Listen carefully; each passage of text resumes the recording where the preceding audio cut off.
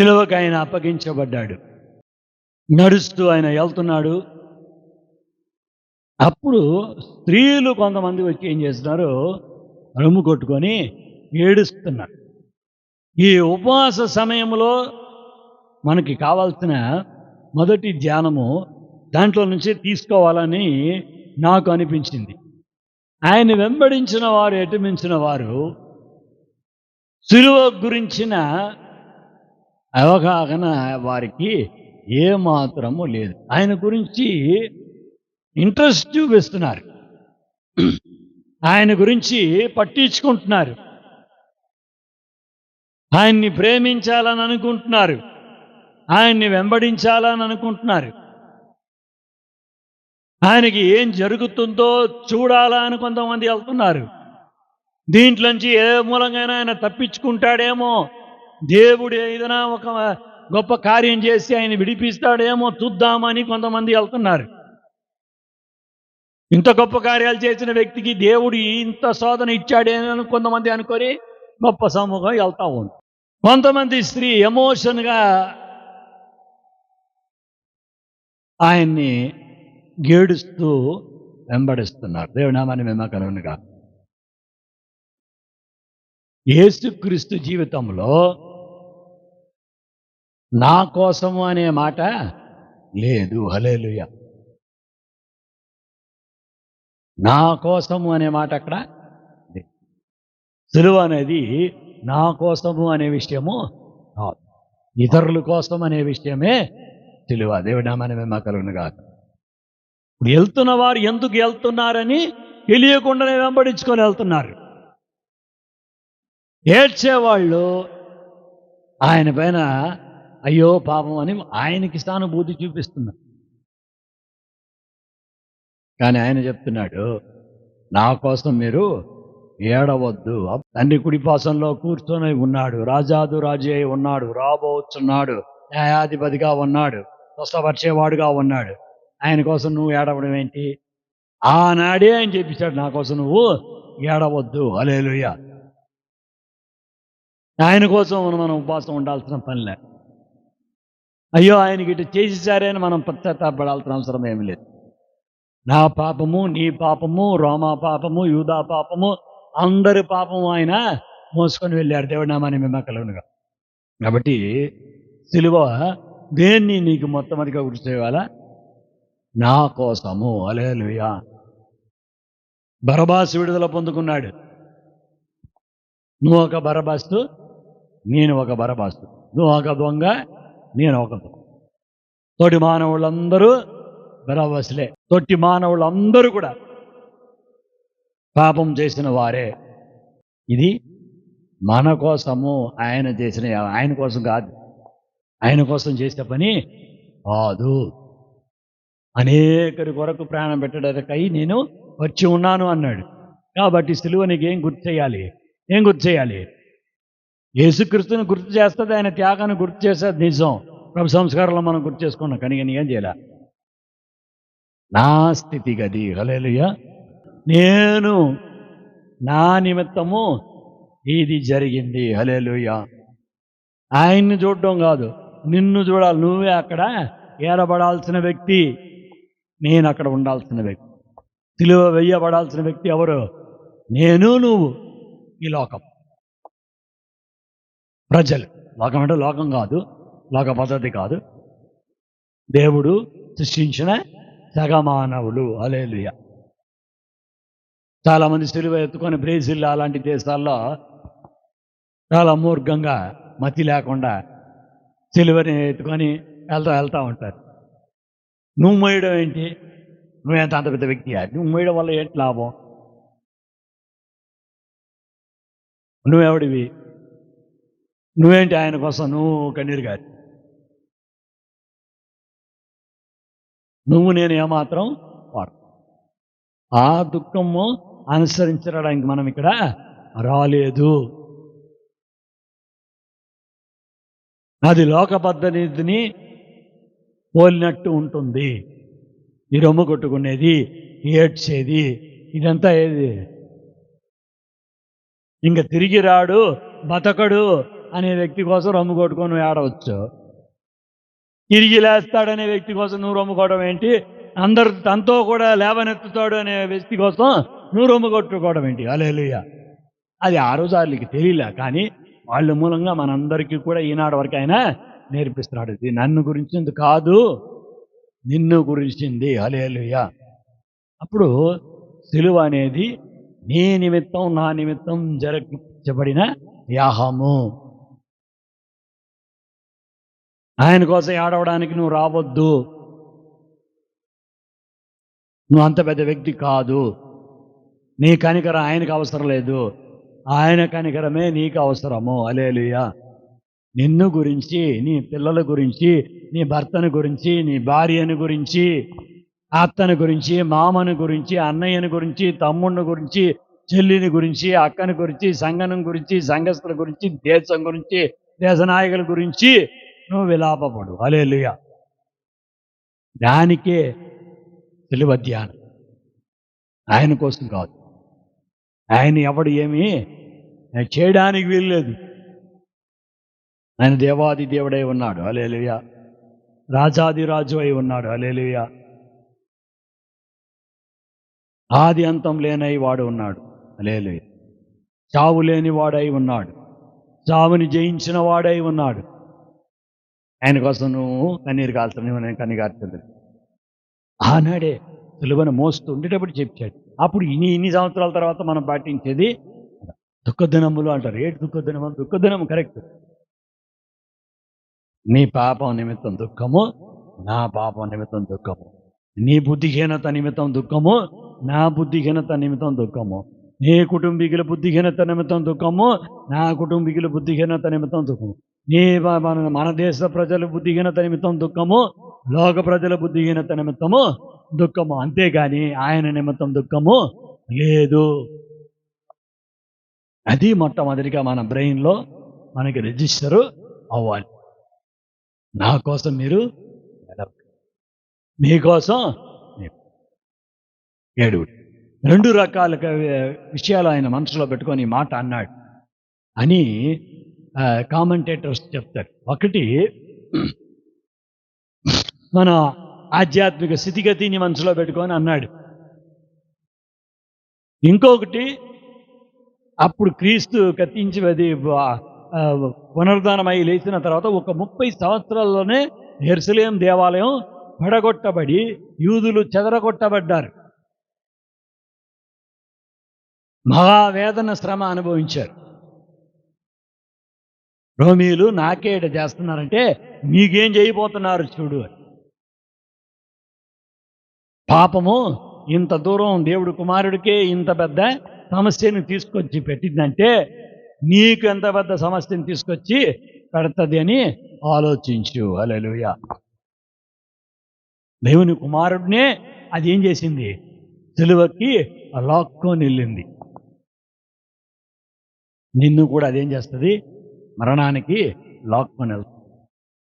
నీ పరిస్థితిని నువ్వు కుళ్ళు పట్టనివ్వవు, బాధాళంలో నువ్వు విడిచిపెట్టబోనని ఈయన గురించి మాట్లాడింది మాత్రం కాదు, ఈయన్ని నమ్మేవారిని కూడా గురించి మాట్లాడింది. అప్పుడు సిలువ ధ్యానం నీకేంటి గుర్తు చేయాలి? నీ స్థితిగతి, నీ బంధుమిత్రుల స్థితిగతి, నీ కుటుంబీకుల స్థితిగతి, తోటి సంఘస్థులు, సేవకులు, అన్యులు అందరి స్థితి గురించి మనము కన్నీరు కాల్చాల్సిన అవసరము ఉంది. హల్లెలూయా. అయ్యో అని ఆయన్ని చూసి ఏడవడం కాదు, అయ్యో అని మనల్ని చూసి ఏడవడం. ఇంక పలుసార్లు చెప్పుకున్నాను. ఆర్డబ్ల్యూ శాంబాక్ అని ఒక గొప్ప సువార్థికుడు, ప్రసంగికుడు. ఆయన సహోదరి ఒకసారి చచ్చిపోయిందంట. అయితే దేవుణ్ణి నమ్ముకున్న వ్యక్తి ఆవిడ. అప్పుడు ఆయన నార్మల్గా పెద్దగా దుఃఖపడి ఏడవలేదంట, కన్నీరు కార్చలేదు, ప్రార్థనలో ఉన్నారు. అప్పుడు ఎవరో ఒకళ్ళు ఆయన గమనిస్తూ ఉండిన వ్యక్తి ఎవరో అడిగారట, ఏంటంటే మీరు పెద్దగా దుఃఖపడినట్టుగా కనబడలేదు, చనిపోయింది, మీకైనా వయసులో చిన్నది. అప్పుడు ఆయన చెప్పాడు, అప్పుడు చెప్పింది ఆయనే మెసేజ్లో చెప్తున్నాడు. అప్పుడు నేను చెప్పాను, నేను ఆవిడ కోసం కన్నీరు కార్చడం ఏంటి? ఆవిడ యేసుక్రీస్తు సన్నిధిలో ఉంది. ఆవిడే ఇప్పుడు నన్ను గురించి బాధపడాలి. ప్రభువా, నా సహోదరుడు కూడా నీ సన్నిధికి వస్తాడో లేదా అని ఆమె బాధపడాల్సిందే, కానీ నేను ఆమెను గురించి బాధపడాల్సిన ప్రసక్తి లేదు. హల్లెలూయా. అప్పుడు ఈ ఒక శిలువ ధ్యానం మనకేం గుర్తు చేయాలి? నా ఒక స్థితిగతి. మనకేమి ఉపవాస ప్రార్థనలు, అబ్బా ఉపవాస ప్రార్థనలో అది జరిగిపోయాలి, ఇది జరిగిపోయాలి. నీ స్థితిగతి ముందు నువ్వు ఆలోచించాలి.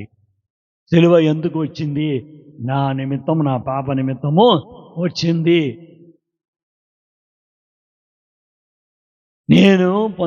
నేను చేసిన పాపం కోసం ఆయన గాయము పొందెను. నా కోసం ఆయన నలగొట్టబడ్డాడు. నా కోసం ఆయన తిరగొట్టబడ్డాడు. హల్లెలూయా. నాకు సమాధానం రావడానికి ఆజ్ఞ అనుభవించాడు. ఆయన పొందిన గాయం చేత నేను స్వస్థత పొందుతున్నాను అని నిన్ను గురించినది. ఆయన గురించి మనం ముంగెడాల్సిన అవసరము లేదు. బరబాలాగా మనం విడుదల పొందుకున్నాము. మనం బదులుగా ఆయన సిలువ వేయబడ్డాడు. హల్లెలూయా. ఆయన దేవుడిగా ఉన్నాడు కాబట్టి ఆయన రక్తానికి ఆ పవరు ఉంది. మనల్నందరినీ పాపం నుంచి విమోచించే శక్తి ఆ రక్తంలో ఉంది. హల్లెలూయా. అందుకోసం అది కార్చబడింది అనే విషయాలే నీకు గుర్తుకు రావాలి. ఇప్పుడు సిలువ మనం స్టార్ట్ చేసుకునేటప్పుడు ఏం చూడాలి? నా కోసం సిలువ. హల్లెలూయా. గలతీ పత్రిక 2వ అధ్యాయము 20వ వచనం చూడండి. గలతీ పత్రిక 2వ అధ్యాయం 20వ వచనం చూడు. నేను క్రీస్తుతో కూడా సిలువ వేయబడి ఉన్నాను. ఇంకా జీవించువాడు నేను గాను, క్రీస్తే నా యందు జీవిస్తున్నాడు. నేనిప్పుడు శరీరములో జీవిస్తున్న జీవితము నన్ను ప్రేమించి నా కొరకు తన్ను తాను అప్పగించుకొని నా దేవుని కుమారి అందుల విశ్వాసం వలన జీవిస్తున్నాను. హల్లెలూయా. ఇది నీకు గుర్తుకు రావాలి, నాకు గుర్తుకు రా. మన విషయాలు అడగడానికి వచ్చారా? 365 సంవత్సరాలు మనకు రైట్ విషయాలు అడుగుతున్నాం. కానీ సిలువ నీకు ఏం గుర్తు చేయాలి?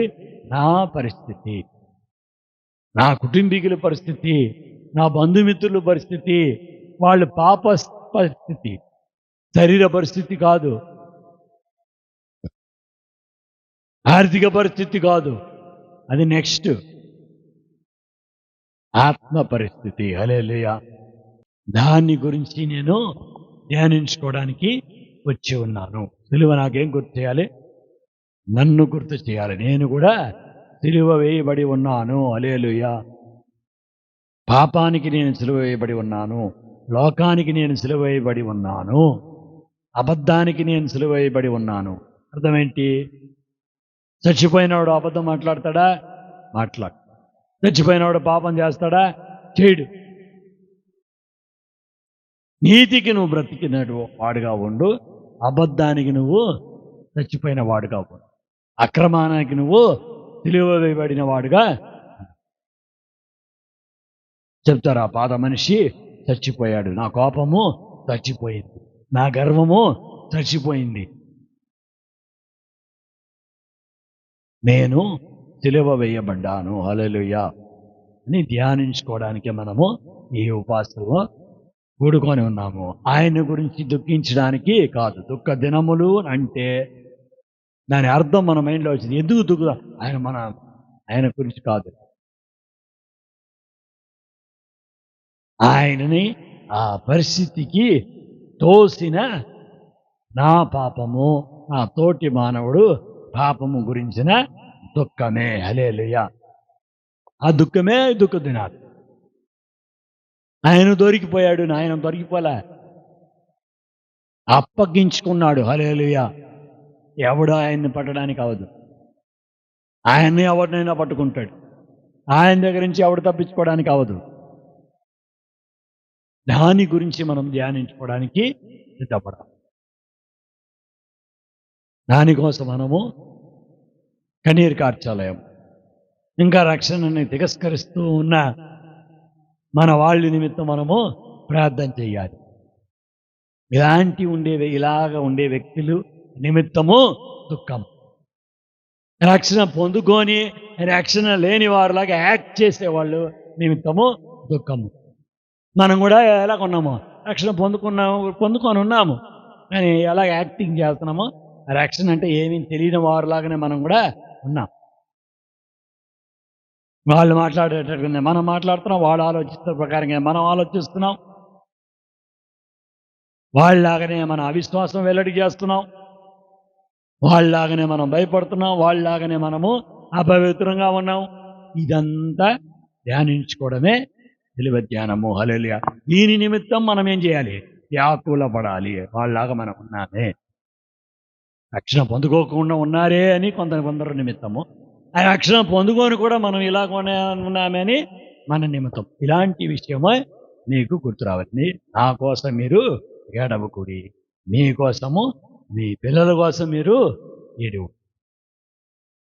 అప్పుడు ఆ పర్టిక్యులర్, అది గుడ్ ఫ్రైడేయో కొంతమంది అది ఎప్పుడో, ఆ పర్టిక్యులర్ దినము, సెలవు దినము, ఆయన చెప్పిన మాట, నా కోసం మీరు ఏడవ. 2000 సంవత్సరం తర్వాత ఎందుకు ఏడవాలి? అది కూడా ఆయన పోయి అన్ని జయించి అక్కడ కూర్చొని ఉన్నాడు. ప్రకటన 1:18 చదవండి, మనం ముగించి ప్రార్థనలో వెళ్దాం. నేను మొదటి వాడను, కడపడి వాడను, జీవించి వాడను, మృత్యుడును అయితిని గాని ఇదిగో యుగ యుగములు సజీవుడనై ఉన్నాను. హల్లెలూయా. ఆయన కోసం మనం దుఃఖపడటం ఏంటి? అది కాదు. సిలువ ధ్యానం అనేది నన్ను గురించి, నిన్ను గురించి, నాకు చెందిన వారి గురించి, నీకు చెందిన వారి గురించి మనము విలాపపడడమే. దేవుడి నామాన్ని మేము కలుగును గాక. వాళ్ళ ఆధ్యాత్మిక స్థితిగతి కోసం, వాళ్ళ మానసిక స్థితిగతి కోసం, వాళ్ళు శరీరపరమైన స్థితిగతి కోసం, వాళ్ళ ఆర్థికపరమైన స్థితిగతి కోసం, వాళ్ళ పొరపాట్ల కోసం, మన పొరపాట్ల కోసం, ఎన్నిటి గురించి మనము వ్యాకుల పడాలి.